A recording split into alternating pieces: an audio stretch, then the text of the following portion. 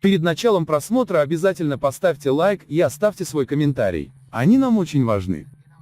Максимальный баланок. Учащихся ашхабадских лицеев обязали не дышать. Как минимум в одном из ашхабадских лицеев с учащихся взяли расписки о том, что во время каникул они обязуются не выезжать за пределы города Ашхабада в вилаяты, не посещать открытые места и места отдыха и выполнять требования Минздрава и санитарно-эпидемиологической службы по ношению масок и соблюдению дистанции в целях профилактики распространения заболевания. В расписке содержатся и другие требования, в том числе, не управлять автомобилем, не употреблять спиртное и наркотики, не посещать кафе, бары и рестораны, не посещать проповеди неправильных религиозных течений, не вовлекаться в кредитно-долговые и обменные операции, использовать интернет только в учебных целях. В начале учебного года такие требования уже предъявлялись к ученикам некоторых школ, но тогда речь шла о пользовании интернетом в учебном заведении, а не в свободное время. В конце расписки говорится: «Я предупрежден, что если станет известно о моем участии в вышеперечисленных действиях, то я понесу ответственность вплоть до отчисления».